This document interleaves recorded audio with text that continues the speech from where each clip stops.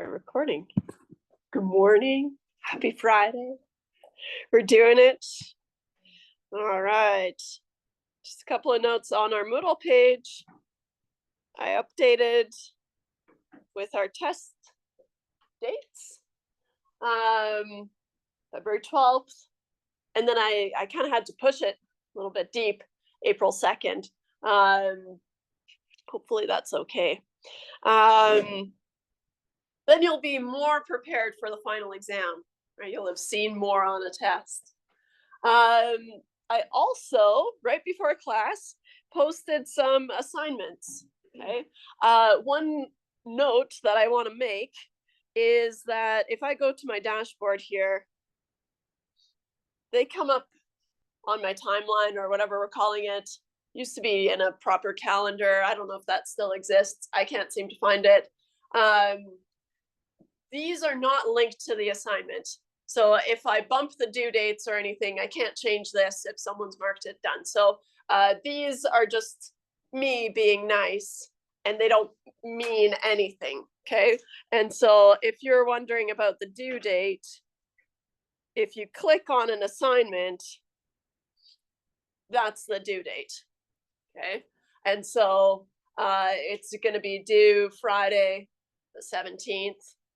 And I do midnight, but midnight's tricky, right? Because it's actually at the beginning of the day. So I do 11:59 p.m. And if you need more time, you have to apply the late pass before it closes, right? And that'll extend it by 24 hours.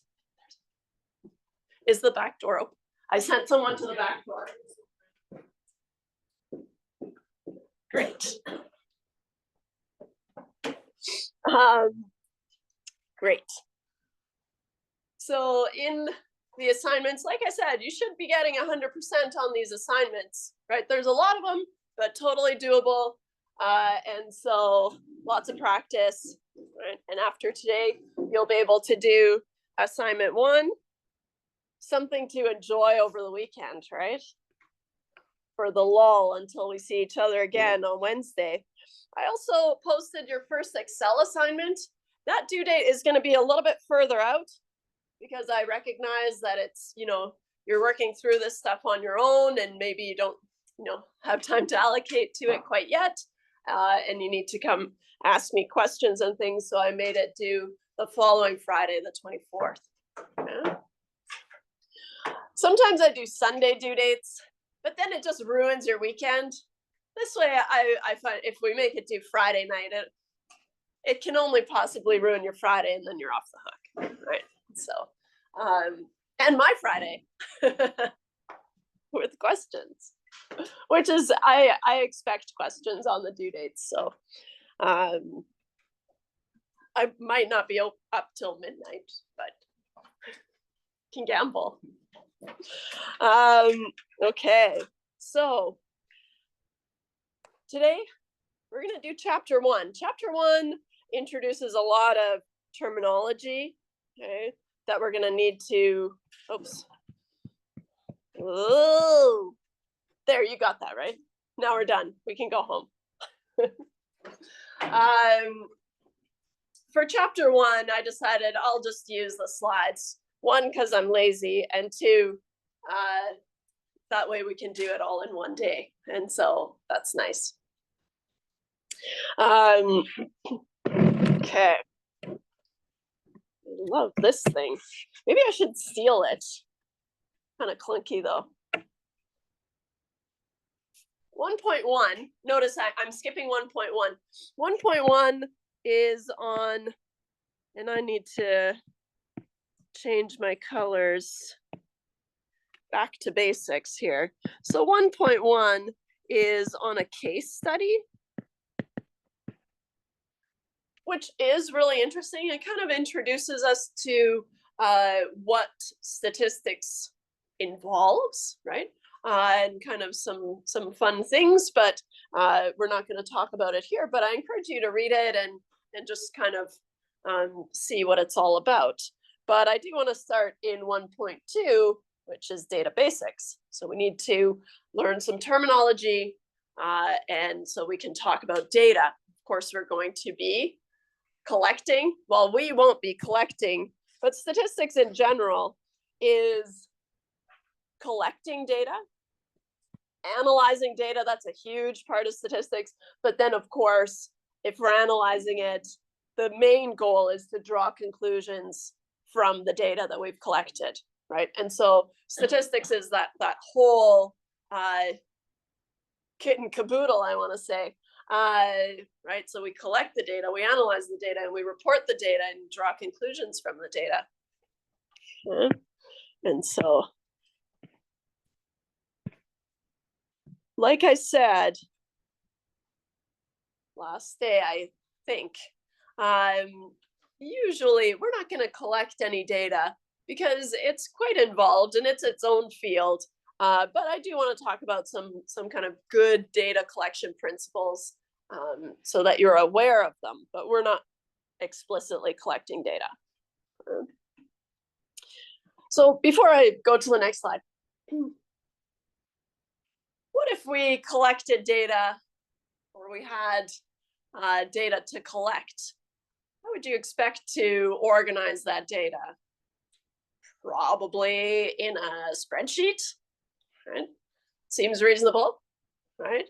And so usually we collect data in, and I keep thinking, I think I'm thinking of the next slide. That's okay. But usually we collect data into a spreadsheet, right? A spreadsheet holds data.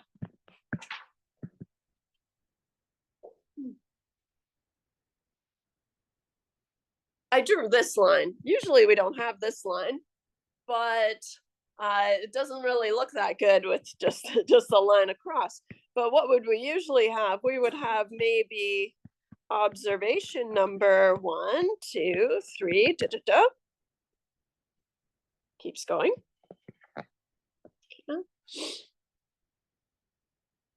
Thinking about maybe your grades, right?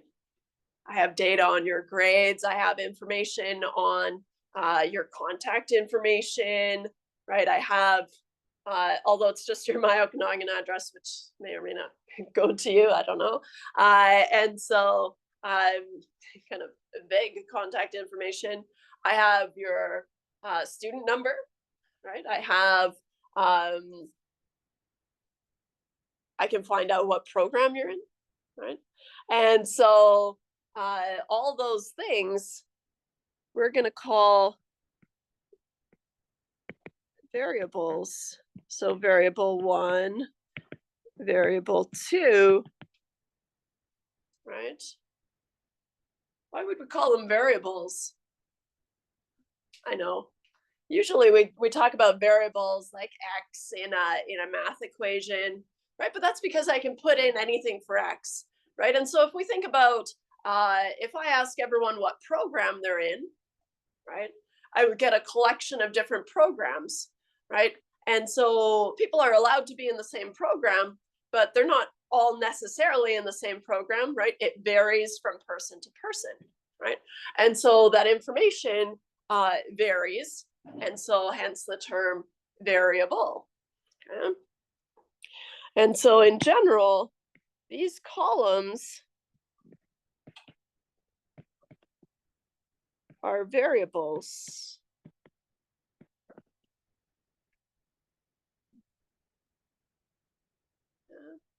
So the main thing that I want to talk about today is just being able to talk about variables, right? There are different types of variables, and depending on the type of variable, that will determine the analysis that would be appropriate, right?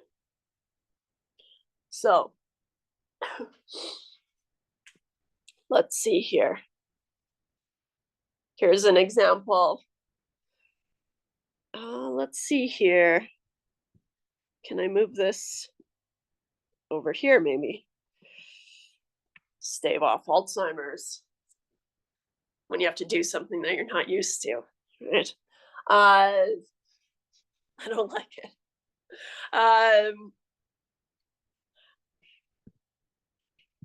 It's good for you. what if we conducted a classroom survey? Okay, so we've got a class here, and let's say a survey was conducted on students in an introductory stats course, that's us, and here are a few questions on the survey. And then the corresponding variables, the data from the responses were stored in. Okay. What's your gender? Are you an introvert or an extrovert? Although that's kind of being debunked, but all these things, I guess. Sleep. How many hours of sleep do you get on average? Right? And what time do you usually go to bed? How many countries have you visited? I feel like that one's kind of tricky. Take some time. On a scale of 1 to 5, how much do you dread being here? 5 being the most, I guess, presumably. Okay.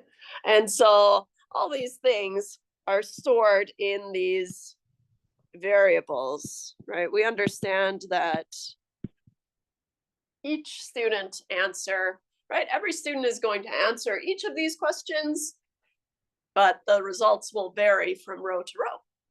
Okay. So we might, I forgot to delete spreadsheet. That's okay. We might store them in a data matrix. That sounds cool. It's really just a spreadsheet or some version of a spreadsheet, right? And so data matrix or data frame are all terms that we can use, okay? But it's really just a collection of data, okay? And usually what we have is we have some observation number, okay? And so here we have, let's see here.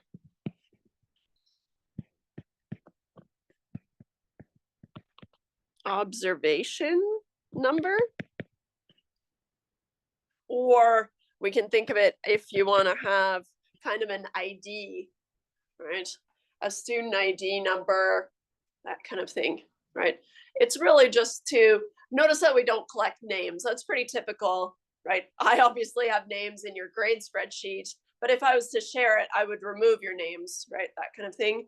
And so, but it would still have some identifying number, right? They don't need to know who I'm talking about. Right? It's just a collection of grades. And so this observation number is not a variable, right? It's just an identifier.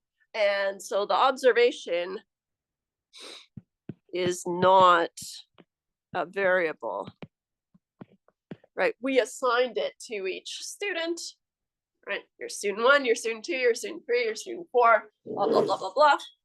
And here, how many students do we have in our sample? We have 86. Okay. Our first part of notation, there is going to be a lot of notation in this course, and I think it's pretty cute that this is the first little bit of notation that we're going to have. So a lowercase n.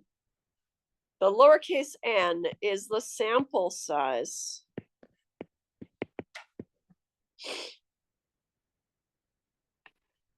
How big your sample is. Yeah. Just so that we have it under control, right?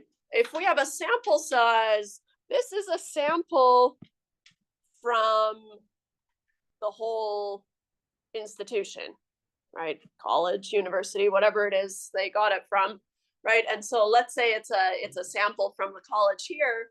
And so then our class is a subset of the entire college, all the students at the college.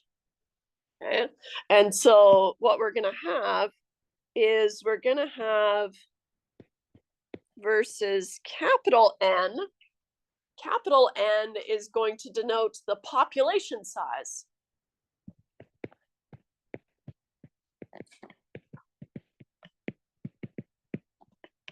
Okay. Capital N doesn't really come into play in our calculations or anything, because it's really hard to know what the population size is most of the time, right? At the college, everyone has student numbers, and it's really easy to go to the registrar. Well, it's not easy because there's privacy things, but it's potentially it exists, right? This list of all the students at the college, and so we can find the population size. But if we think about all the ants in the world, yikes! I don't know the population size, right? We could take samples to try to guess what the population size might be, right? But it's really hard to figure out. And so, but the reason I bring it up is because this relationship where there's kind of matching notation for a sample and a population, that's going to be in play all this course, right? And so we're going to be drawing information from a sample, and that's where we collect, that's where we get information from. But really, we don't want to know about that, just that sample. I want to learn about the entire population, right? And so that's statistics, is just being able to take that sample and then, but ultimately learning about the entire population, right?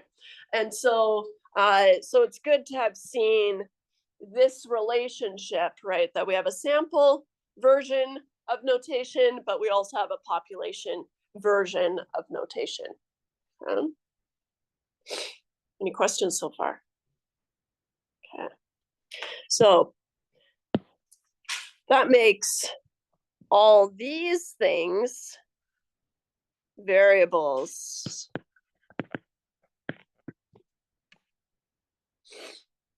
There are some that aren't shown. That's okay.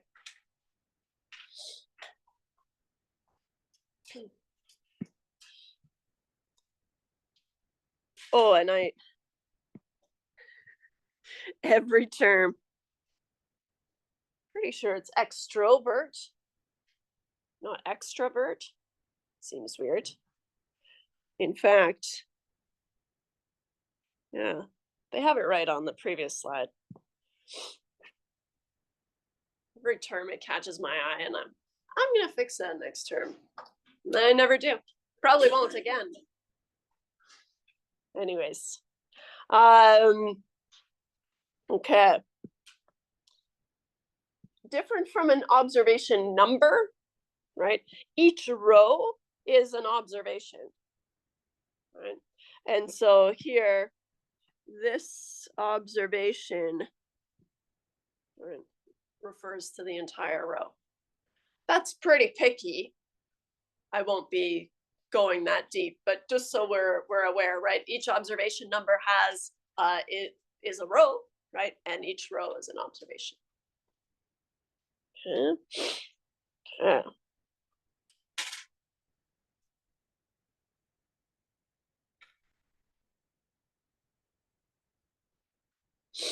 So variables, all variables can be sorted into just two categories, right? At its highest level. Okay. And so, and for me, in this course, I only care about, can you determine if it's a numerical variable or a categorical variable? That's all we really need. The analyses for all numerical variables are the same for us. The analyses for all categorical variables are the same for us. Okay. I had this this one stats prof one time, and I would always get so frustrated because I felt like I would ask her a yes/no question, and she would always answer, "Yeah, usually," or "No, but sometimes." And now I find myself doing the same thing, and I used to find it so frustrating. So I try not to.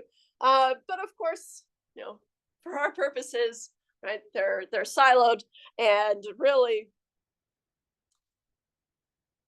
the analyses are quite different, right? And so being able to determine if you have a numerical variable or a categorical variable is really, really important for the rest of the course. Okay. So what are these things? Well, there are clues in the names, right? And so numerical is going to be a number. Okay, it's going to be a measurement. Let's see here. If I use orange, can you see that? Depending on what room I'm in, sometimes orange doesn't show up. So a numerical variable, you see that in the back, or is it two? Yeah, okay. A numerical variable is going to be a number, of course. A number, which could be a measurement, usually, or a count. Those are kind of common numerical things. My go-to way of figuring out if it's a numerical variable is I ask myself, okay, would it make sense to talk about the average of this thing, right?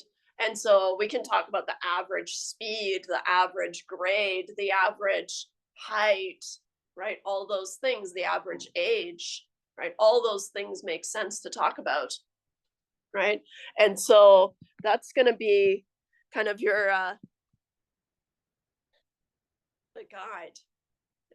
Like a lot of things in statistics, if I boil it down to two things, you only need to remember one thing and then the other one will follow, right? And so if it doesn't make sense to talk about the average, then it's probably a categorical variable, right? What would a categorical, I will write this down, but I want to talk about categorical variables first so we have it.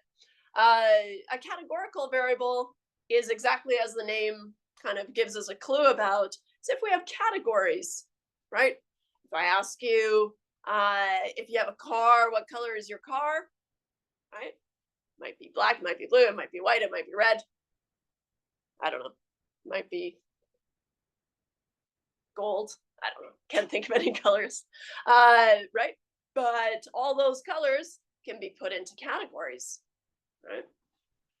And so here, I will finish writing that, I promise. And I won't just say, let's see here. So whereas a categorical variable is has categories, right? Car color, what program you're in.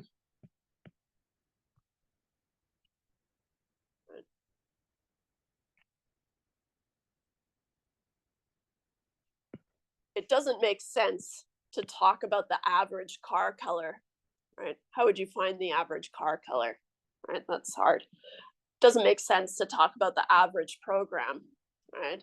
And so that's why the question to determine or to kind of decide which group you're going to be putting this variable in is, does it make sense to talk about the average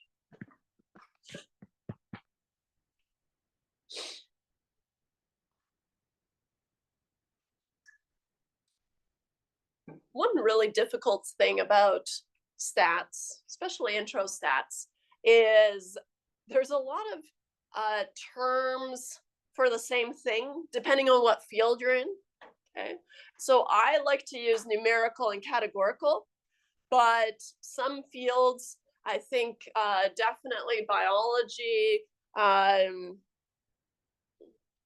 psychology, I think, they like to use, those guys like to use numerical or quantitative,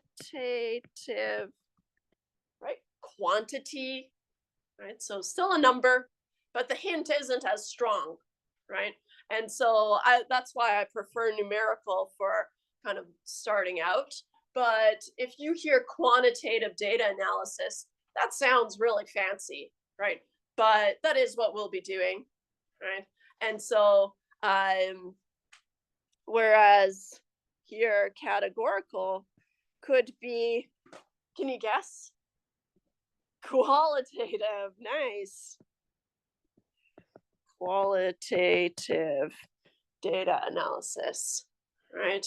Because there are some qualities that you group by.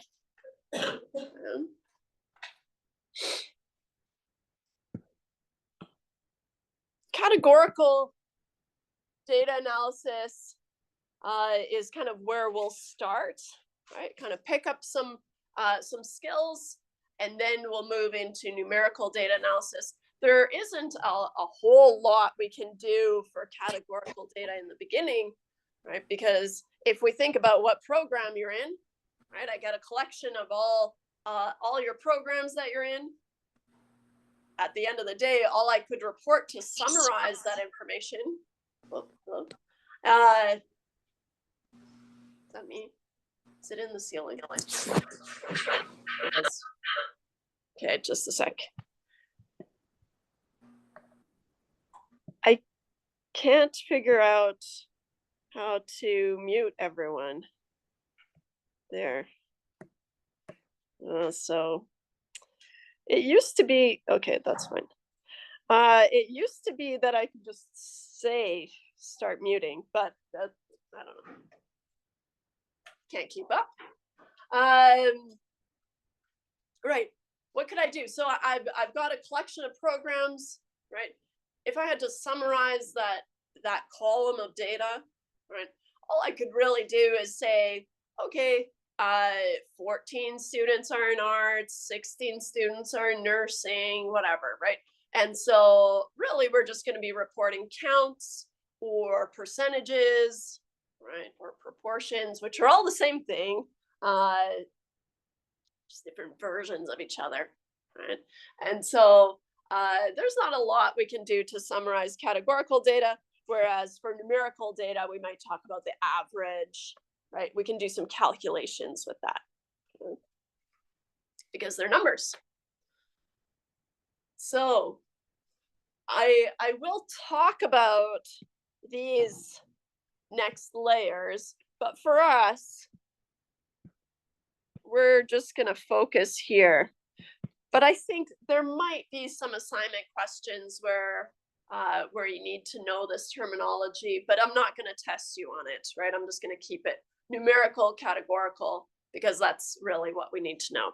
Okay, but let's talk about the subcategories for numerical data. Okay? And again, depending on what field you're in, it's going to be more or less important how many layers you go down. I know, for example, in psychology, right, thinking about what psychology would collect, they would collect a lot of, on a scale of 1 to 5 type of studies, right? And so then that's a lot of categorical data. And I haven't taught the psychology stats, but I've tutored a long time ago, and they went like 7 layers deep into the different types of categorical variables that you could have. And so just know it exists, but for us, you keep it light and breezy. For a numerical variable, it can be continuous, right? So it can take on any value, any decimal value versus discrete. Now, the reason I don't typically bother with the differences between these two is because, like I said, the analyses are the same, so who cares? But also, it can be really difficult to decide if something is discrete or not. So just as a quick guide, I would say something is discrete if it's a count, right? If I ask you how old you are, in theory, you are not exactly the age that you're giving me, right? It's a pretty broad range. You could tell me that you are 23 years old and 13 days and 17 hours and whatever, right?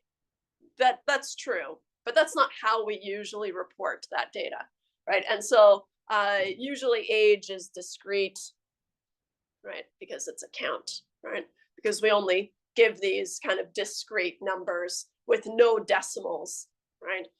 Versus it's going to be continuous if there could be decimals, right?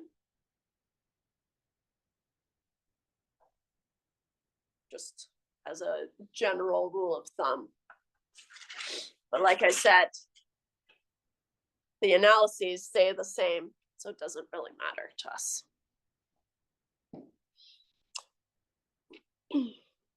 In terms of the analyses, we're not really going to get into proper numerical data analysis until chapter 7.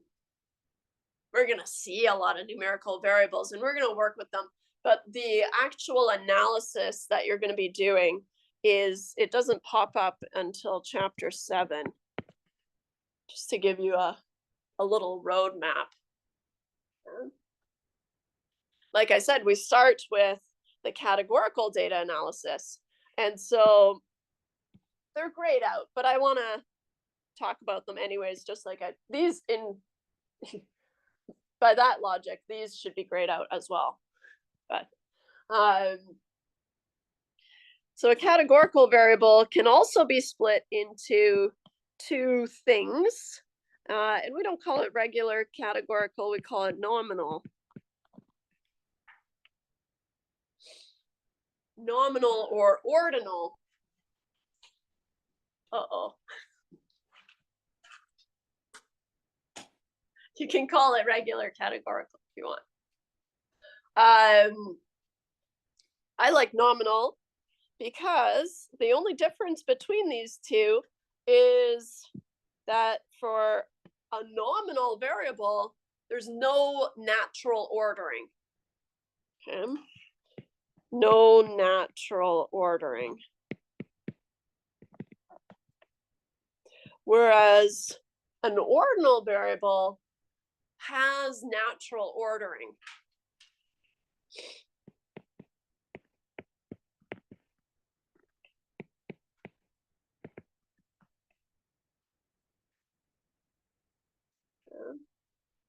If I asked you what year of school you're in, right? First year, second year, third year, fourth year, fifth year, victory lap.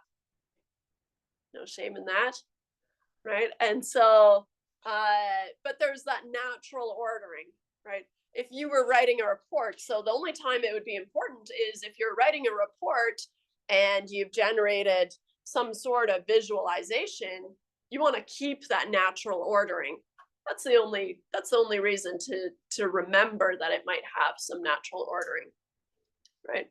But if we talk about car color, for example, you can impose order, but that's not natural ordering, right? You could alphabetize the colors, for example, but there's no natural order to the car colors, right?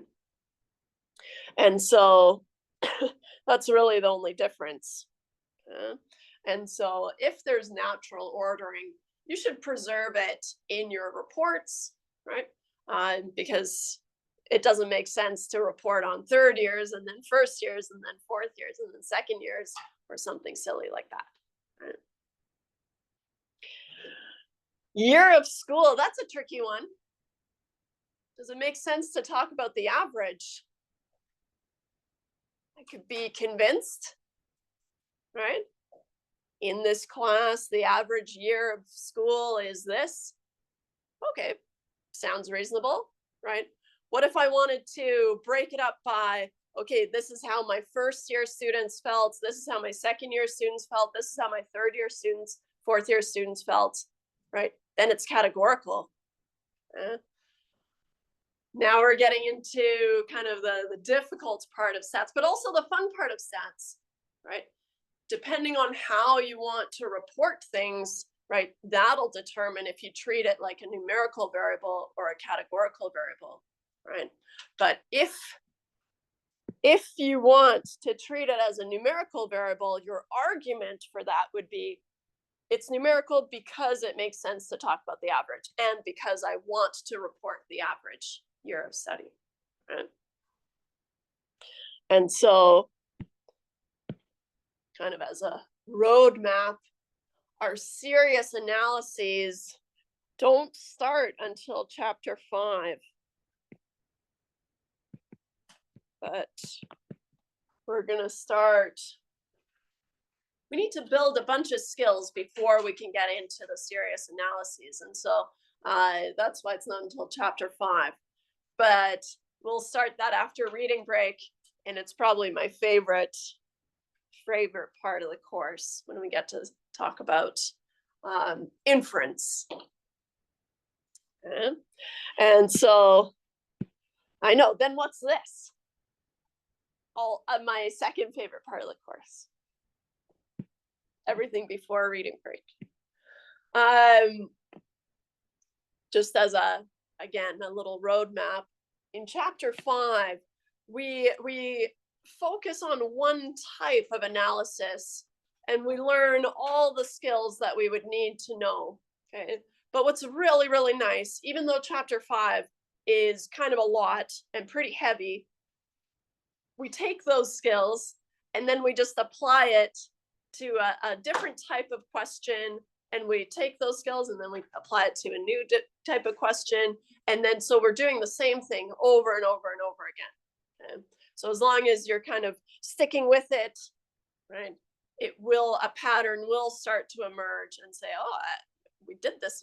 This is all we've been doing this whole time, right? So that's kind of nice. Okay. Any questions? Hopefully you just stop me, but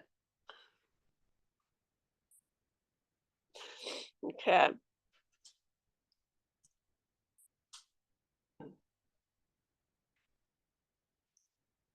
I want to add a variable here just so we can talk about it. How about phone number? So what I want us to do is just talk about, okay, now I have this data matrix. Right? A matrix is just something like this. And so I have this data matrix, and I want you to think about what type of variable, right, categorical or numerical, each of these variables are. Okay? Sometimes we need clues from the data, right? Because bedtime can be difficult, right? But then we see how it's been collected, and it looks like a range, right? Sounds like a category to me. Right? But let's talk about, so gender, let's say, well, that one's kind of a nice way to start.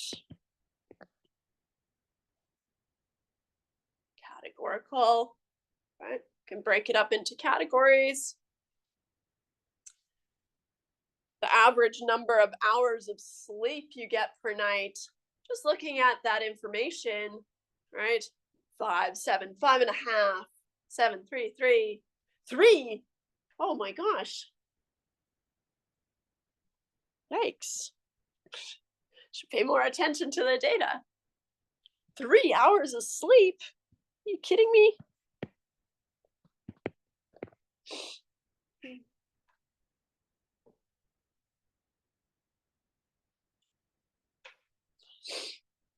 I'm going to call it numerical. Makes sense to talk about the average number of hours of sleep. Although I'm avoiding one thing, right? Because what was this variable? It was the average number of hours of sleep per night. So then I would be talking about the average of the average. That's boggy, right? I'm kind of avoiding that, right?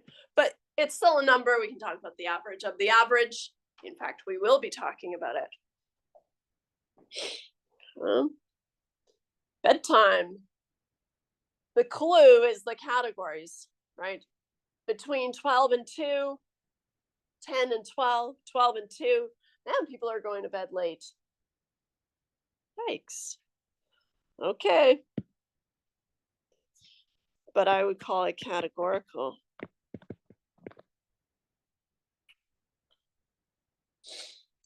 Number of countries visited. That's going to be numerical, right? In fact, it's a count, so it would be discrete, but we're not doing that. one thing I want to highlight here, missing data. Missing data is not something that we're going to be able to spend a lot of time on. But it is something to be aware of, and mostly because I'll just be giving you data and there won't be any missing data for you to deal with, right? It's kind of a next course type of thing to deal with. But missing data, what you want to think about, does this mean 0 countries? Not necessarily, right? They just didn't answer the question, right? And so if you replaced it with a 0, that's not necessarily true, right? And so there are lots of techniques that you could use there, right? Some better than others. Often, just to kind of keep a level playing field, we replace it with the average, right? The overall average, just kind of as a placeholder. But if you're collecting data, then you want to make sure that if it is 0, that they enter 0, right? Because that's going to impact your analyses. So 0 versus no answer, right? There's a difference between those two.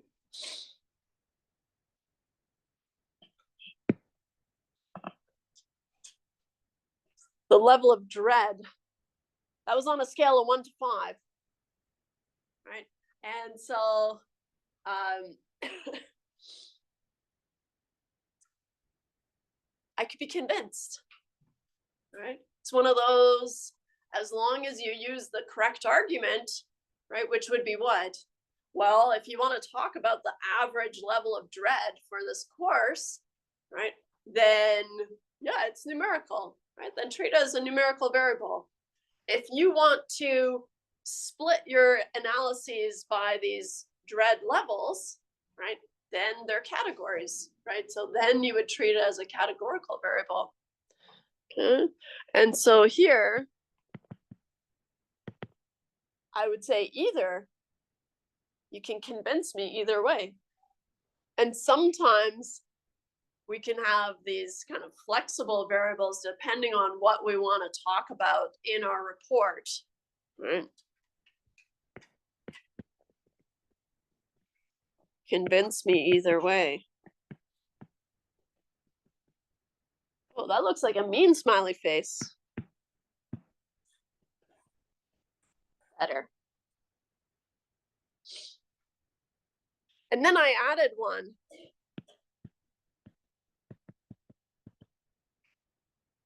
Phone number. That's one of those decoys, right? Phone number is a number, sure. And if you told Excel, for example, to calculate the average phone number, it would, right? It's not that smart. But are you interested in the average phone number? Not really, right? And so then it's just a categorical variable. And it's really not that interesting because we all have unique phone numbers. So there's really not much that we can do to lump information by the phone numbers. So it's kind of a boring variable, but it's one to keep an eye out for, right? It's categorical, even though there are numbers. Same thing with the zip codes in the States, right? Those are numbers, but it doesn't really make sense to talk about the average zip code, right? Because it doesn't mean anything. Okay. Hey, we already did it. What type of variable is a telephone area code? 250-778-604. I don't know any others. There's a new one, right? 263 or something. Anyways,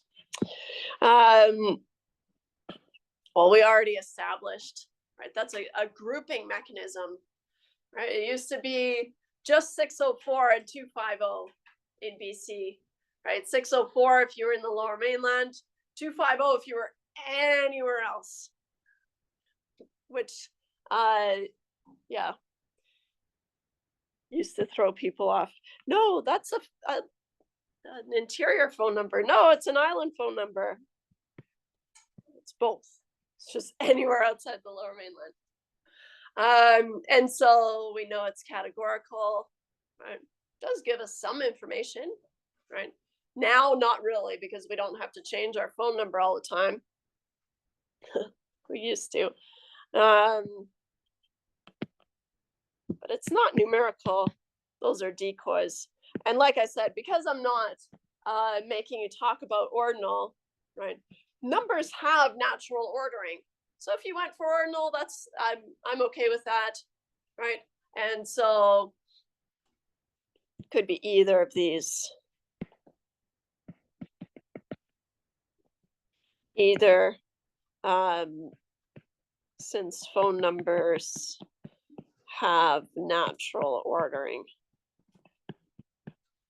The ordering doesn't mean anything necessarily, right? But there is kind of natural ordering if you want. Okay.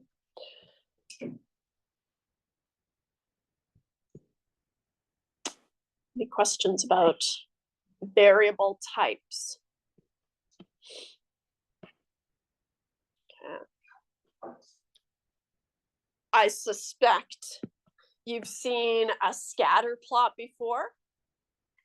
Maybe. This is a scatter plot.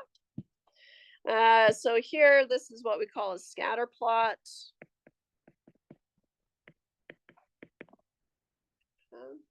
And it's the most common way to visualize the relationship, and I'm going to say between two variables, between two numerical variables.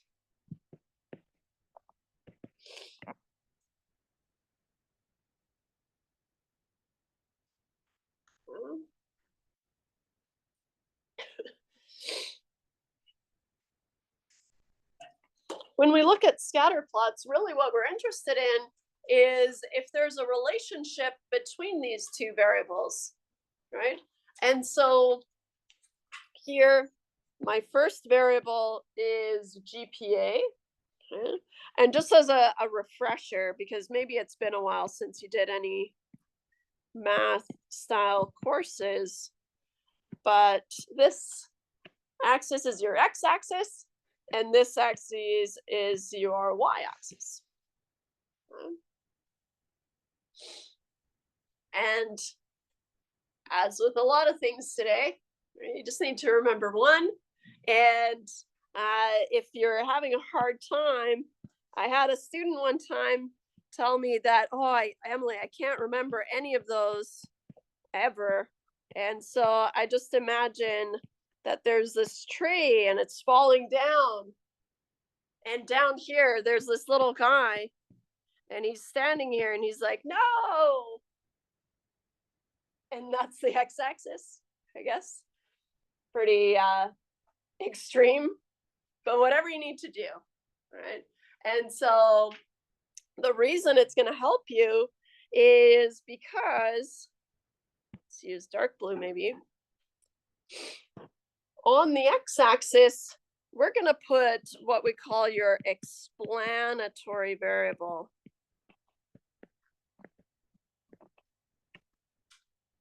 And I use the explanatory on purpose.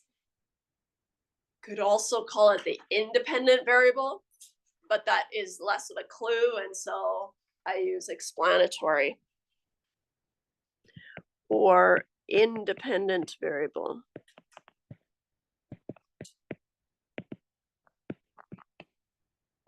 Okay. So all these kind of dual terminologies, there's probably more, but these are the most common ones that I'm introducing. If you're used to some other terminology, if you're used to calling it the independent variable and the dependent variable, spoiler alert, that's totally fine. I'll know what you mean, but I'm going to call it explanatory variable and what? The response variable. goes on the y-axis, or the dependent variable.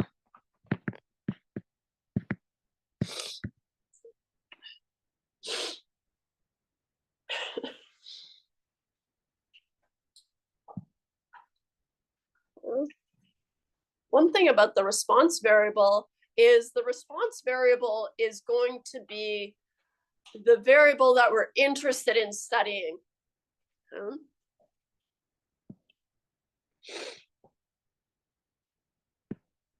What color can I use? The response variable is the variable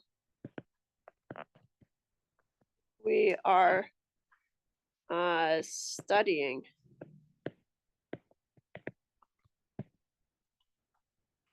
Whereas the explanatory variable, right, is just used to help explain changes in the response variable. Whereas now I need to move my pen back where it belongs. Whereas the explanatory variable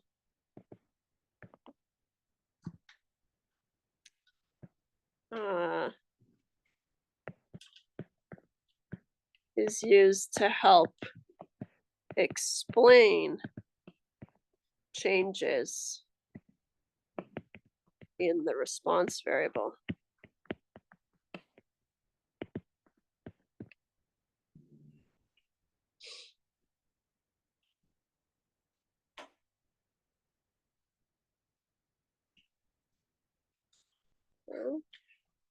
So depending on what you're interested in studying or what your research question is, that's going to determine what your response variable is. In this course, we will only have, in this course,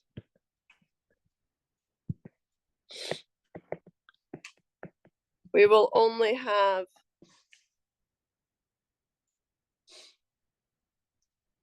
is there something too messy? It says, where you wrote, okay, wait, I can't see what it says. It says, whereas the explanatory variable is used to help explain changes in the response variable.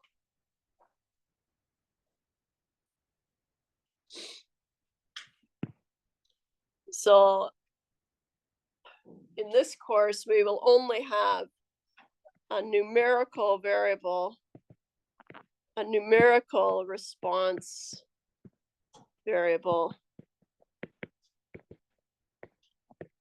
Oops.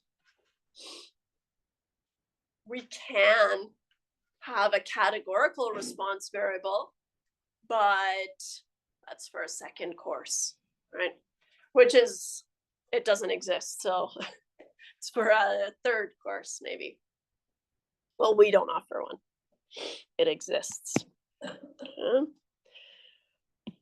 So GPA is numerical, right? How many hours of studying you do per week is numerical, right? But what we'll see later is we could have a categorical variable here, which means that all these numbers would just be stacked in the categories, but we could still have a scatter plot like this, and we can still model that relationship. Yeah. I use this graph to introduce a lot of concepts, but really all we were meant to do is, can you spot anything unusual about any of these data points? One thing that's kind of alarming to me, at least, is someone got higher than a 4.0 GPA. So I think that's the one that we want to highlight. It's just kind of thinking about our data, and sometimes we have knowledge about what reasonable values are, like GPA. You can only go to 4, right? And so that's clearly a typo of some sort. Now you're faced with a decision. I wouldn't keep it in there because it's going to kind of skew your results, right? But you could think about removing it. You could think about correcting it, right? Replacing it or something like that. But just to be aware of.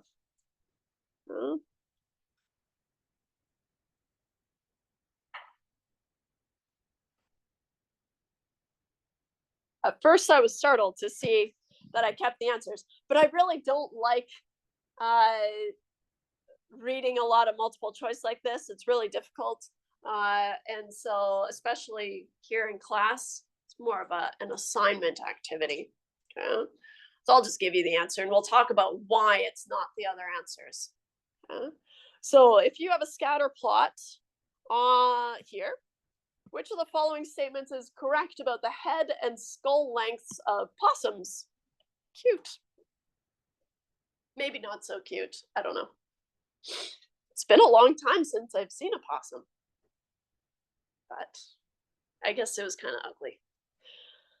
We've got the skull width, right, like this, and the head length, total head length, right? Do you expect those two things to be related? Sure, why not, right? Long head, wide skull, reasonable, right? And we do see that relationship here, right? We see this general pattern. Right? We see that they're increasing together. Right? We call that a positive relationship. So there is a relationship and it's positive versus a negative relationship is going to look like this. And I find it's helpful if you kind of start from left to right and put a little arrow on the end. And then that'll kind of tell you which way. If it's going up, it's positive. If it's going down, it's negative. Right? And so there are a couple of outliers here, right? But when we're looking at visualizations like this, we're talking broad strokes, right? Is there a general pattern? Yes, in general, all these possums, right? As the head length increases, so does the skull width, right? These guys, who knows what's going on there, right? They've just got really wide heads or something. Because we can see this pattern, there is a relationship, right? And so all these ones, or the first one says there's no relationship, so it's out, right? We clearly see a pattern, right? And so here we see a pattern, so that's why it's wrong.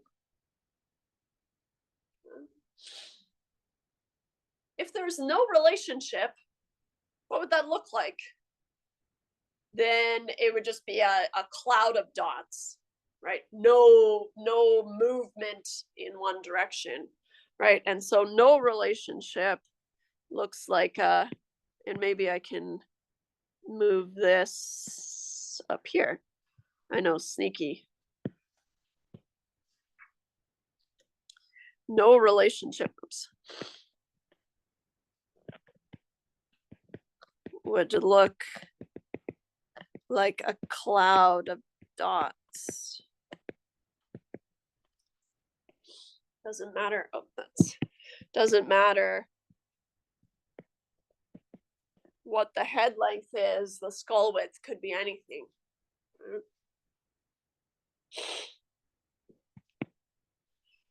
So it is the head length and skull width are positively associated, or there is a relationship. We use those interchangeably.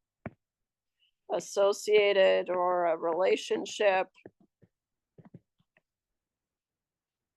Right, we use those two. Whatever sounds better, right? There is a relationship or they are associated. Right? We said it's positive, which means it can't be negative. Right? Kind of obvious why it's not that one, because we already picked the answer. A longer head causes the skull to be wider. Uh, uh, tempting, right? But whenever you see causes, right, we can never talk about a relationship being causation. Okay, and so here, I'll say it here, and then I'll say it again later on. But the only way to establish causation is through a completely controlled experiment. You have to control all the factors in, I guess, creating these head possum or these possum heads, presumably the whole possum, right? And so you could control, if you can control every aspect of that, which we can't, then we can say, okay, there, yep, head length, which means I'd have to manipulate the head length. It's getting cruel, right? Let's talk about tomato plants instead, right? I can talk about fertilizer and the sun and the soil and all these things that I can control. Then I can say all these things cause an increase in tomato plant yield, right? Kind of a go-to example. And so here, I should say the only way to establish causation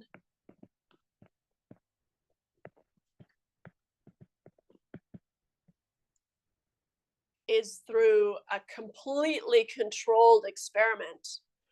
We have a pretty good idea of what an experiment is. You know, you're in a lab and you're controlling all the aspects, all the factors, is through a completely controlled experiment. Which is funny because I hear it all the time on the radio and things like that. Oh yeah, this causes this. I'm like, probably not, but okay, right? Sometimes it's a reasonable leap, and sometimes it's absolutely not. And they're just going for those headlines. So you got to be careful. And now that you know you can be so picky about it, you'll start hearing it too, I think.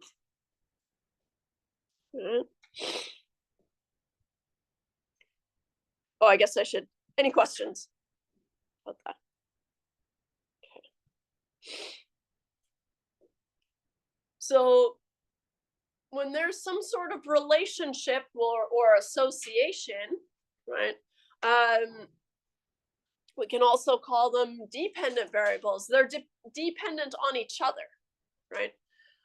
Which is also a reason to not use independent and dependent for the X and the Y axis, for example, because it gets pretty boggy. Okay, but if there's a relationship, right? So if there's a pattern,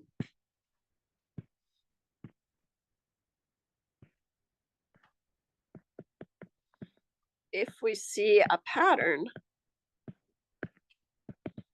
in the scatter plot, for example, then we can say that they're dependent, right? The skull width depends on the head length. Right? That's reasonable. They're associated, right? There's an association between skull width and head length. There's a relationship between skull width and head length. You're allowed to say all those things.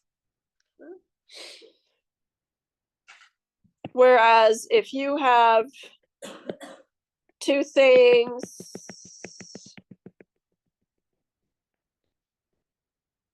maybe GPA from before, that's a numerical variable, right? A numerical response variable, right?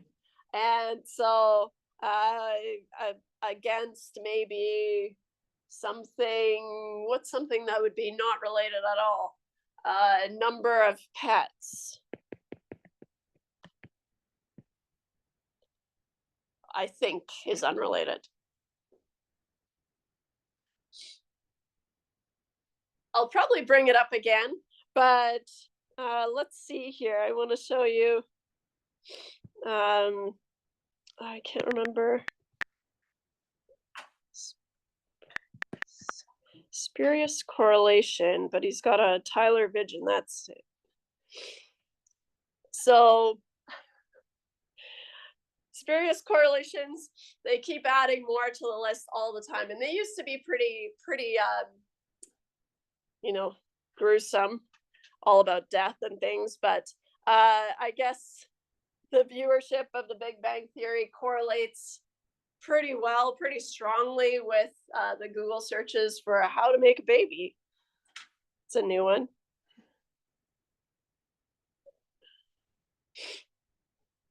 Hey, bachelor's degrees awarded in math and stats correlates with the Lockheed Martin stock price. So, what could you do? Well, just hand out more math and stats degrees, and then your stock prices will go up. No, there's a relationship, right? But it doesn't mean that you can change one thing. There's a oh yeah, Disney movies released. We all understand, right, that these have nothing to do with each other. They just happen to correlate, which is funny, right? But sometimes when we're analyzing data, I know, time for me to bring it down, make it a bummer. Sometimes when we're analyzing data, we actually don't have this background knowledge. So you have to be really careful about just if you find a relationship, that's all it is, right?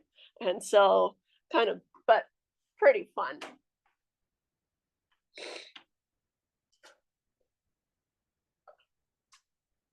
Someone even wrote show Gen AI's made up explanation. Okay, fine. No.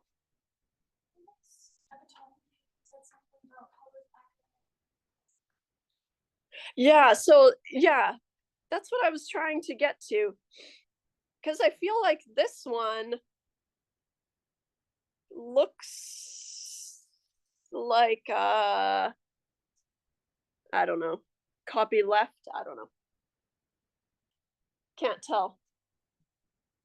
Kind of fun. It's just fun. Yeah, I can't tell if that's the AI one or a real one. I can't tell anymore.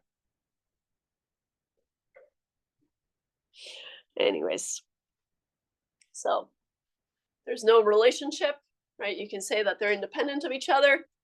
And if there is a relationship, that's all you can say. They're associated or they're dependent.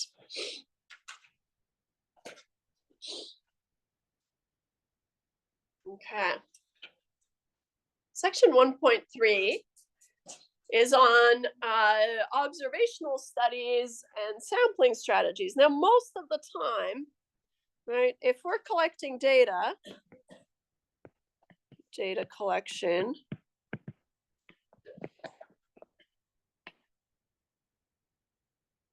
there are two different main ways that I can collect data. Okay. And the first is through observational studies.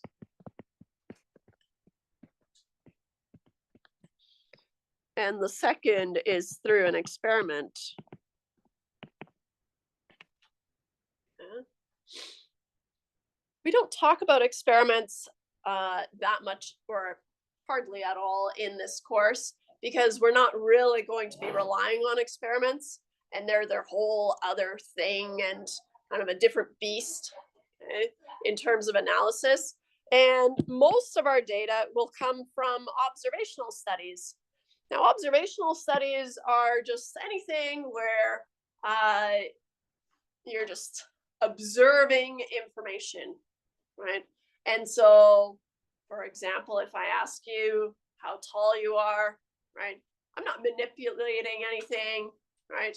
I'm observing, right? I'm collecting it by observing. And so, same thing with the possums, right? I randomly select a possum and I measure its head length and its skull width, but I'm just observing information that already exists. I'm not manipulating it.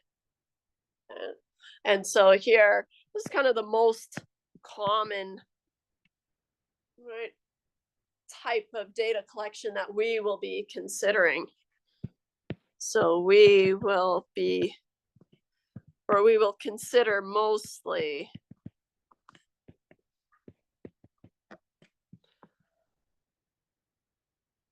or maybe not mostly. We will consider observational data.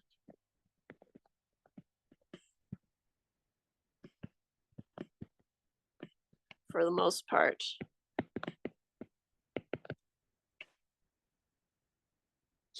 Right? Observational data. We don't manipulate any factors, only observe information. Oops.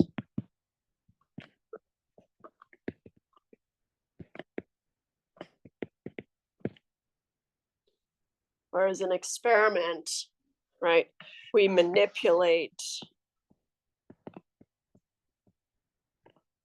factors.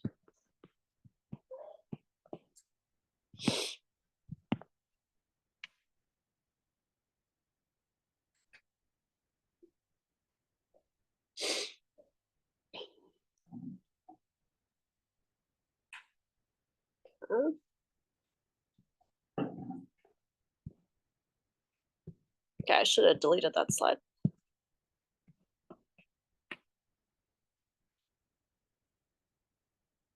So if we have a research question like, can people become better, more efficient runners on their own merely by running? First thing we want to do is we want to identify, okay, well, what's the population that I want to be able to generalize to?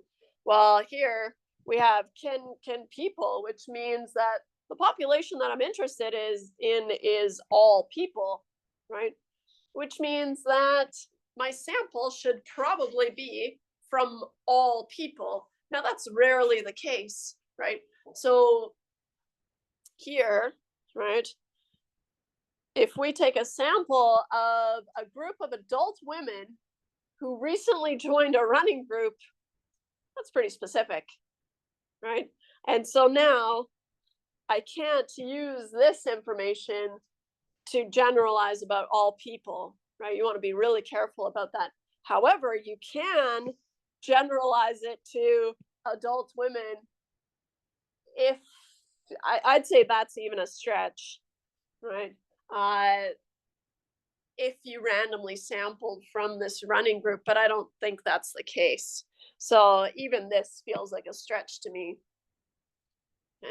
You can absolutely generalize to adult women who recently joined a running group, but that's not really going to sell your journal, right? So the only way that it would be useful is if you're running this running group and you want to be able to advertise, hey, if you join my running group and you're an adult woman, then I can get you to this level of improvement. That's pretty good, right? So there's still some sellability there, right? But not the generalizability. Generalizability? No. Make words up. That we were hoping for. Just something to keep track of. I'm going to skip the anecdotal evidence because anecdotal evidence is just kind of things you heard, right? Someone told you one time that this is what's happening. No. Census is a term that we're probably familiar with. And so, right, a census is the only time where we're able to collect information from the entire population.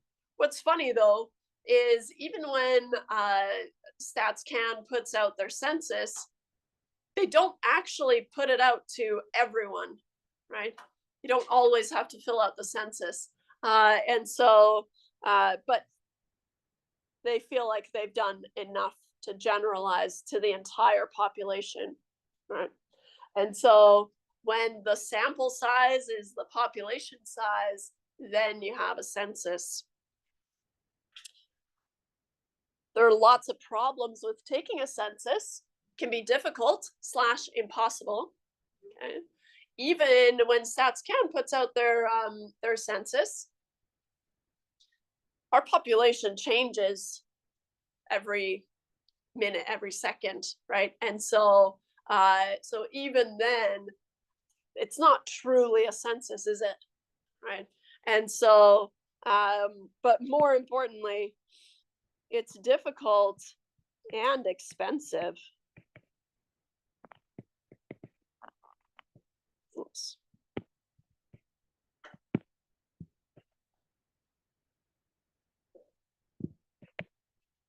Trying to contact an entire population.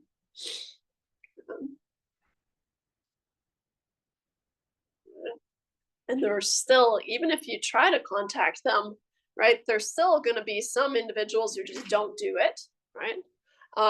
Don't complete the census, or maybe they're hard to reach or hard to measure, depending on what you're collecting. Yeah.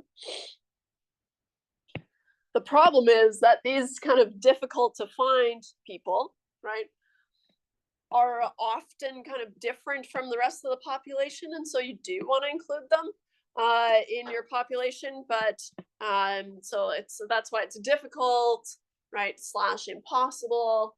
And if we go back to thinking about the ants, right, all the ants in the world, you want to collect information on all the ants in the world, you can't, right?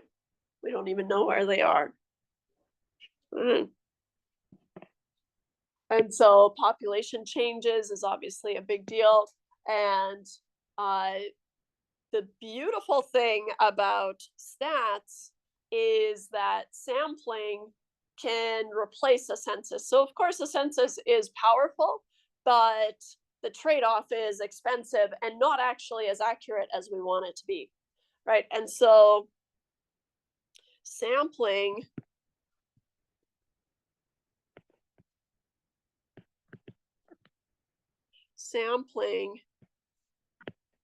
can be more powerful than a census. Oops, if done correctly. What's correctly? We're getting to that, and I'm trying to get to that.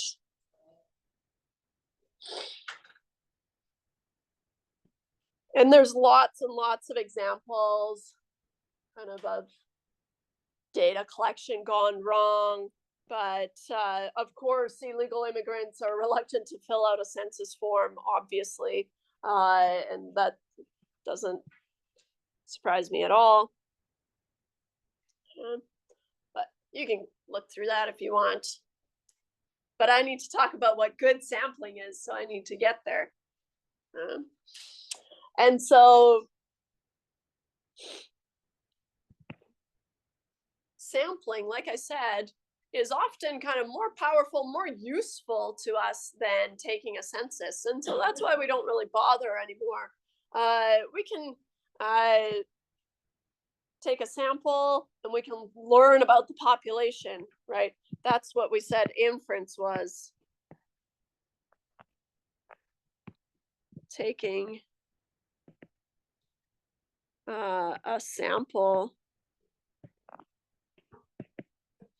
to learn about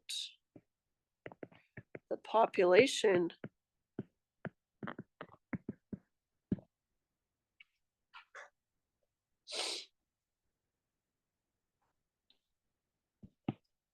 She's got this cute example of some soup.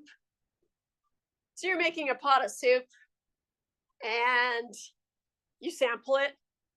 Right? You take a little spoonful, you taste it, right? And so you examine a small part of what you're cooking to get an idea of what it's going to taste like. Right? Needs more salt or whatever. When you taste a spoonful of soup and you decide that it tasted it's not salty enough, then we would kind of equate that to an exploratory analysis. So exploratory analysis is where we're going to start in chapter 2, is where we explore our data, right? How can we summarize things? How can we kind of visualize things, and what are some trends that we're seeing, right? We've already seen a scatter plot, which is a really common exploratory analysis that we can use. And so if you generalize, right, your spoonful, you only took a spoonful, right? A census would be what? Tasting the whole pot of soup. That seems unnecessary, right? If you've stirred it enough, right, then you don't need to do that. And so when you generalize, that's what we would think about as inference, right? Taking a sample to learn about the population, and you feel comfortable doing that, right? Assuming you've stirred properly and all those things, right? And so I guess the stirring is the sampling, right? Assuming that your sample is representative of your population. And so for your inference to be valid, the spoonful or the sample needs to be representative of the population.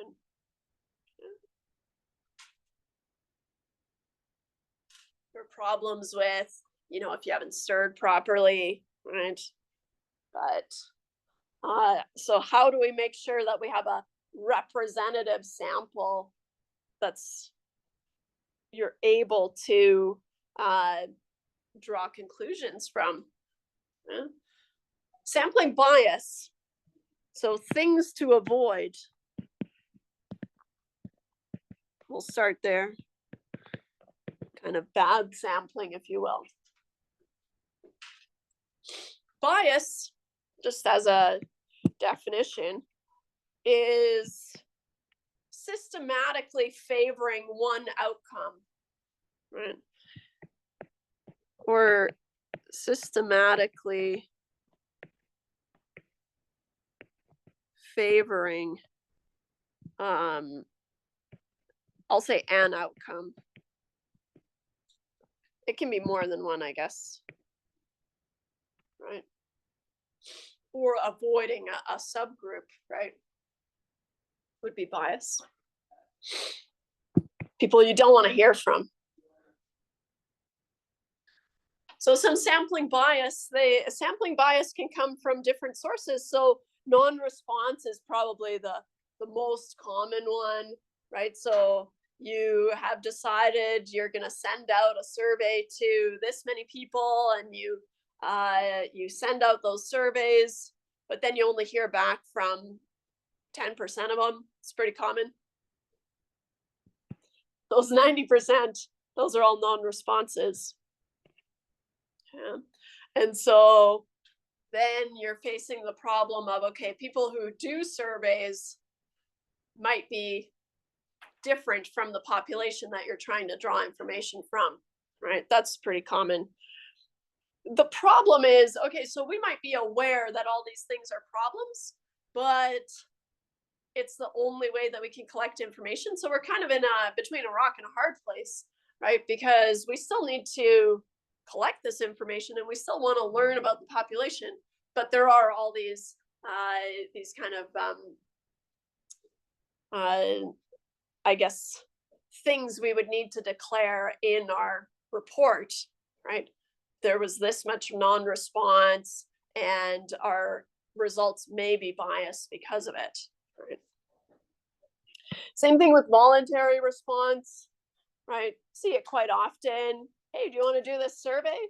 Right? And I say, sure, why not? Always. Unless I've done it so many times. I mean, how many times can you do a Pizza Hut survey, right? So every time. But that's a voluntary response. I volunteered to do that. Obviously, people who volunteer to respond to surveys are, again, kind of a subgroup. Convenience samples. these we can avoid, right? Convenience sample is where you're just kind of grabbing people who are easily accessible, right? Just, you know, who can you get a hold of? Who can you get information from? Right? That's a convenience sample. Stand outside a classroom and you just ask everyone coming out of the classroom a question. Right? That would be convenience sampling.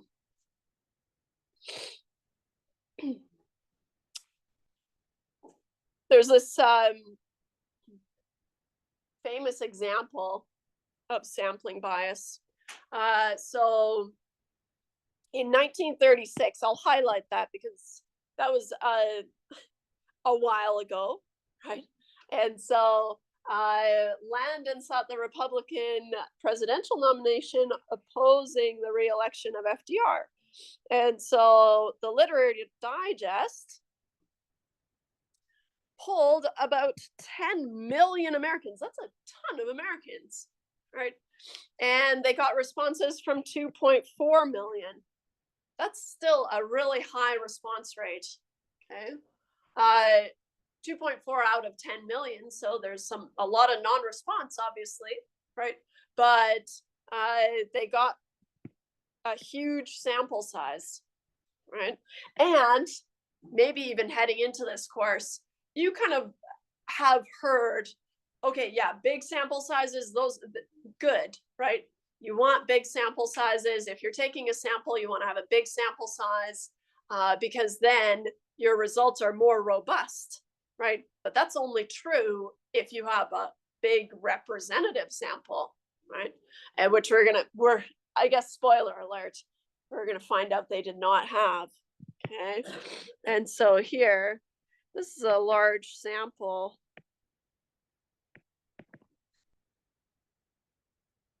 It's a large bad sample. Okay. So this poll showed that Landon would likely be the overwhelming winner and FDR would only get 43% of the votes. Okay. But in the end, FDR, because I don't know who Landon is, obviously, FDR won with 62% of the votes. Okay. And the magazine was completely discredited and was soon discontinued. Too bad, I guess. Look at this masterpiece.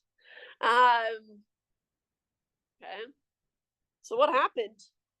43% was the predicted, right? From a sample, from this 2.4 million, right? Pretty simple question. Are you going to vote for? Who are you going to vote for? Blah, blah, blah. But then in reality, right, from the population, so this is one of those rare instances where we find out what the population feels, right? It was 62%. So the magazine had surveyed its own readers. Okay. Remember that this is in 1936. And if you're subscribing to a magazine, I don't know what that means about your socioeconomic status, but I'm going to go ahead and say it's kind of higher. And so again, registered automobile owners in 1936, and then registered telephone users in 1936. These are all kind of reasonable things now, but definitely not back then. And so these groups had incomes well above the national average. It's the Great Depression, so obviously, and they're more likely to support Republicans just traditionally. And of course, there were other people who said, no thanks. So kind of interesting. So large samples are preferable, but only if they are unbiased.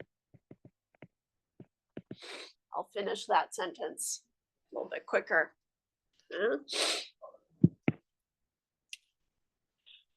And so you don't get an accurate prediction.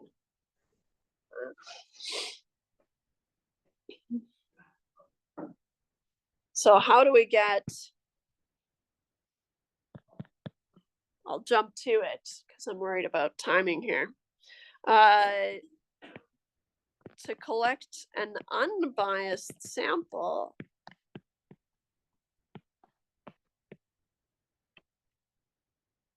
we need to sample randomly, right?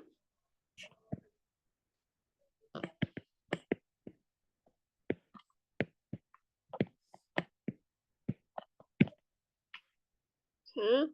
So random sampling.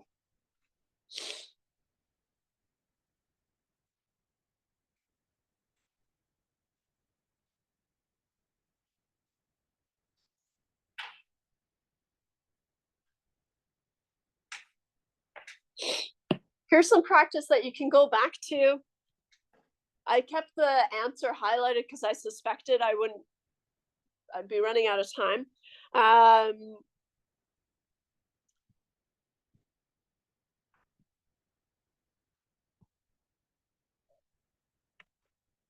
do we collect kind of representative samples, random samples?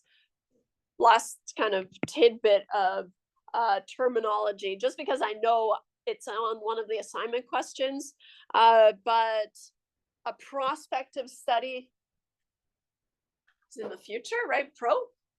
And so identifies individuals and collects information as events unfold, right? So pro means the future, whereas retro means the past. Retrospective studies collect data after events have taken place. So those are kind of two different ways that we can observe data, right? Kind of subgroups of observational data collection.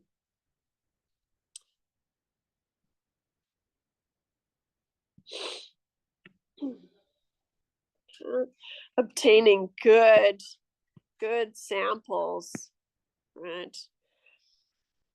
Almost all statistical methods are based on the notion of implied randomness, or rather, they assume that our sample is representative of the population.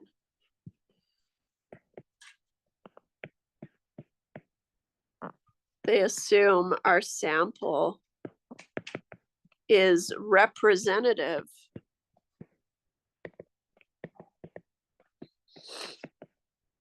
of the population,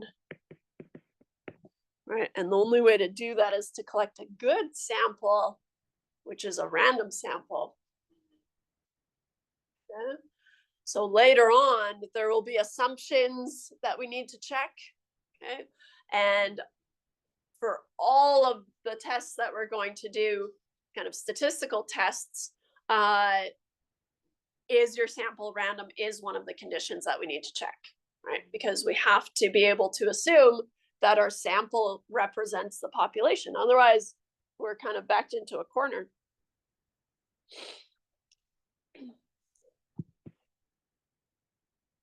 The problem is if they're not collected randomly, so if these observations are not randomly collected, then our results are not reliable. Should kind of understand. There are kind of three common random sampling techniques that we're going to talk about. There are more, right? But for us, we just need to be aware of a couple. And I guess three, not a couple, but three. Simple random sampling, stratified random sampling, and cluster sampling. And we're going to talk about these in that order. Okay. Simple random sampling is kind of the most basic data collection technique. It's often sufficient, and so that's what's really nice. You randomly select cases from the population where there's no implied connection between the points that you've selected, right? They're just collected randomly. And so how can you collect a random sample, right? There are lots of different ways. right? If you're collecting from a small population, let's say this room is our population, and I want to collect a sample of 10 people, right? Then I could, well, I guess I could put all your names in a hat. That's a population. I could pull around. Ah, you're in my sample. You're in my sample. You're in my sample. You're in my sample. That's a okay way to do it, right? If I'm not stuck on 10, right, then I could flip a coin. Heads, you're in my sample. Tails, you're out. Flip a coin, flip a coin, flip a coin, flip a coin, and that'll determine if you're in my sample or not. That's if we have this cute population size. I think I would just collect all the information instead. But how would the college collect a sample of students? They have a list of all your student numbers and all your information, right? And so what could they do? They could assign a number, right? Number 1 through however many students there are. And then you can use a random number generator, which it's a kind of a huge debate online, right? Because we can't create a random number generator because then it's not random because we programmed it. Last time I checked, random.org was the most random number generator available. I know, total rabbit hole. Excel has a random number generator. We used to have a table of random digits that we would use. There's lots of different techniques, but what could you do? Generate a list of random numbers and then sort them. And whoever's in the top 10 or 20 or whatever gets to be in the sample. Right? That's usually how we would select a winner if there was a draw or something like that, right? Randomly. Or as random as we can.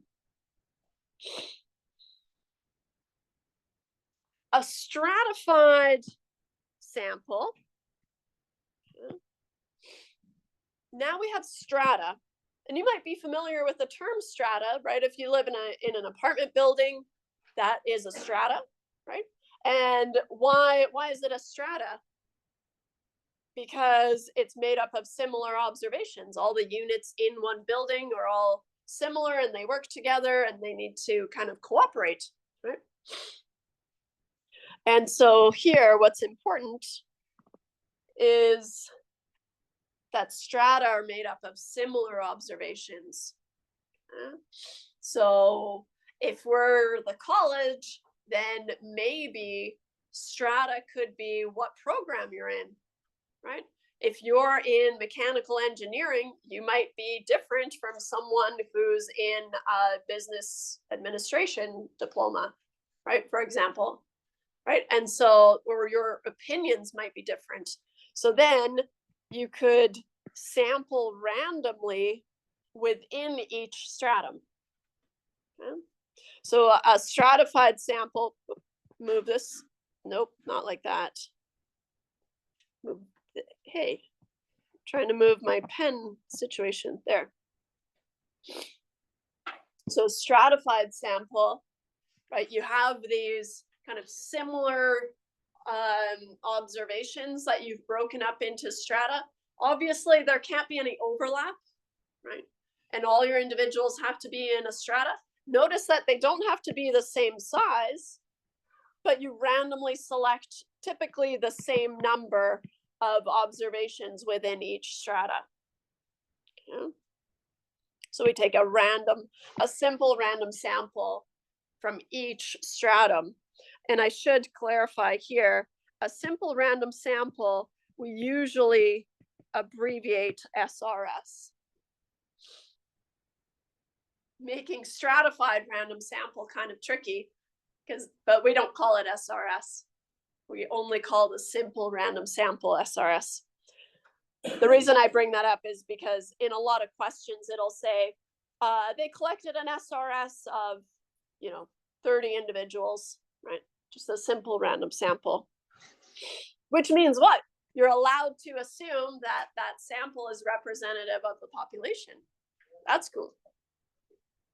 Now we take a simple random sample within each stratum, typically the same size. In this case, 3 from each stratum. Versus a cluster sample. Clusters are usually not made up of homogeneous observations, homogeneous meaning similar. So now we can have kind of different things in our clusters, right? Maybe something weird like if you're in a class in the B building today at 11:30, right? Then you're in a cluster. That's us, right? But there's no reason that we would be the same as a class upstairs or anything like that, right? We're just a cluster and a kind of a naturally occurring cluster. So then what do? Then you take a random sample of clusters, right? And then you sample all the observations inside that cluster. So here you've randomly selected cluster 3, 4, and 8, and then you sample everyone in that cluster, right? Because they're these observations are not similar, right? Not homogeneous, right? So they might randomly select the B building, the C building, and that's it. I don't know. Right? But then collect information from everyone who's in there.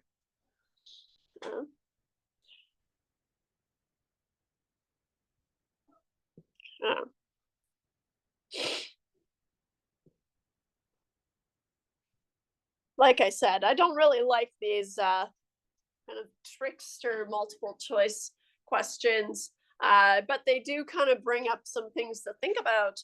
And so for practice, a city council has requested a household survey be conducted in a suburban area of their city. The area is broken into many distinct and unique neighborhoods, some including large homes, some with only apartments. Sounds like any city. Which approach would likely be the least effective, which is kind of a rude twist.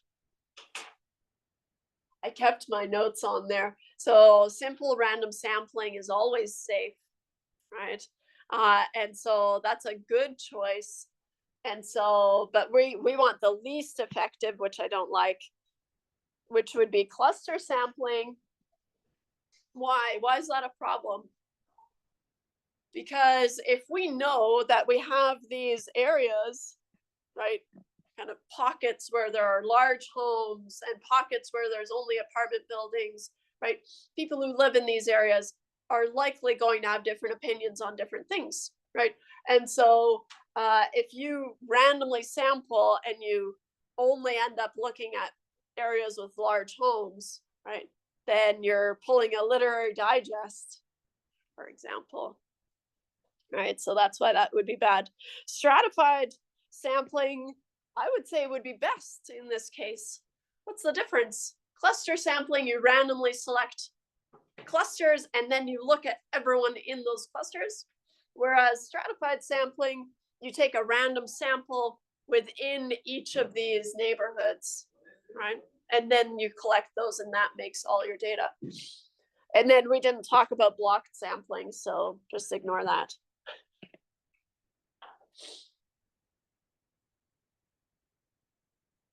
Yes. New questions?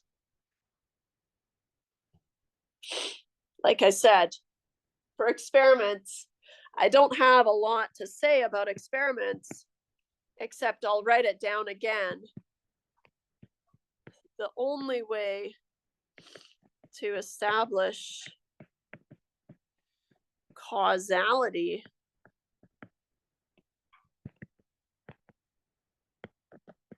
is through a completely controlled, randomized experiment.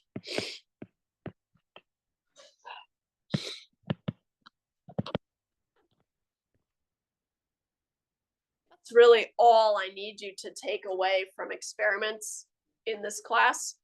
And so I think that's all oh yeah, fine. We'll talk about this one slide.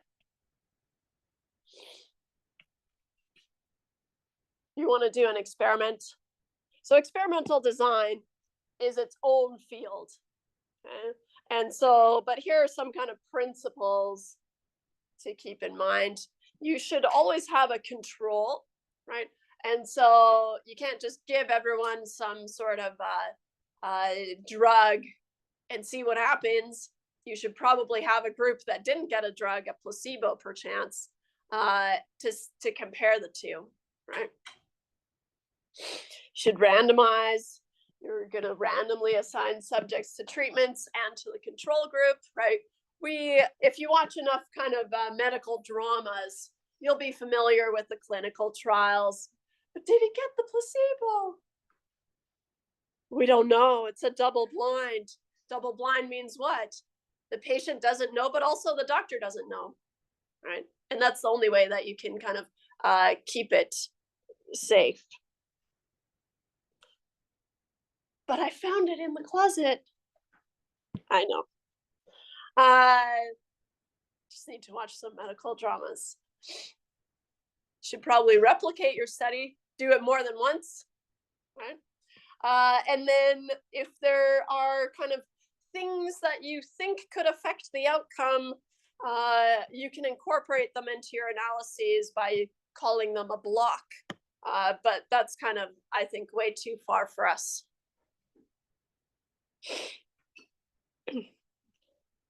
And then this one,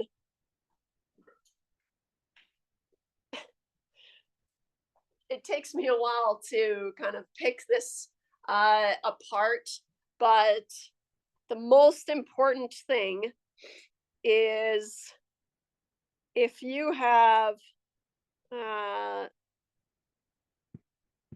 this random sampling and random assignment, that's the only way that you could have a causal conclusion, which is the same thing that I wrote on that first 1.4 slide. So can kind of try to pick this apart, but don't worry too much about it. It is an excellent example of a visualization gone wrong, in my opinion, right? And so next week we'll talk about data visualization. And one of the main components that we want to have is that you should just be able to look at it and understand it. This, I think, not so much. There's a lot happening here, right? It's not data visualization, but it's still kind of bad. And so something to think about for next week. I guess I don't see you until Wednesday. Crazy. Enjoy your weekend. Enjoy your assignments. See you Wednesday.